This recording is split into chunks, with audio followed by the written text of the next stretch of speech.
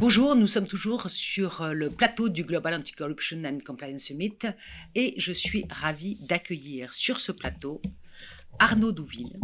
Arnaud Douville, vous êtes le Group Deputy General Counsel au sein du groupe Veritas. Et Dominique Mondoloni, vous êtes avocat associé au sein du cabinet Willkie Farr & Gallagher. Vous venez d'animer une table ronde sur les nouvelles lignes directrices du DOGE et du PNF. En fait, je voudrais revenir avec vous sur un point qui a spécialement intéressé les gens qui vous écoutaient tout à l'heure. Je voulais savoir comment, à votre avis, on peut mesurer l'opportunité d'aller voir ou non les autorités de poursuite en amont. Lequel des deux commence? Arnaud, à vous? Alors, je vais commencer pour l'entreprise. Je pense qu'on est là sur effectivement un choix, une opportunité qui va se mesurer à l'aune du contexte dans lequel on se situe.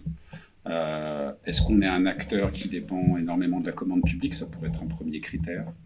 Est-ce qu'on est dans une situation où en fait des rumeurs bruissent auprès d'une autorité de poursuite, qu'elle soit nationale ou étrangère?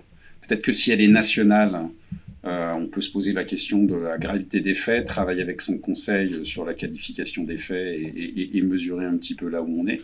Si on parle d'une autorité étrangère, peut-être qu'on est un petit peu plus incité finalement à aller voir son parquet national, parce qu'on a peut-être envie d'encadrer un petit peu plus les démarches et les réquisitions d'une autorité étrangère. Donc il y a tout un tas d'éléments de contexte en fait qui vont être pris en compte pour mesurer finement avec le support de son conseil, et je dis certainement un grand nombre de critères, la situation et l'opportunité ou pas d'y aller. Merci beaucoup Arnaud.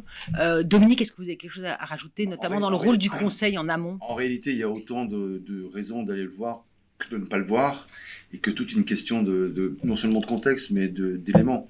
C'est-à-dire que vous pouvez très bien avoir une alerte d'un lanceur d'alerte sur un comportement au sein de l'entreprise. Vous faites un audit, vous vérifiez, vous vous apercevez que ce comportement finalement est isolé.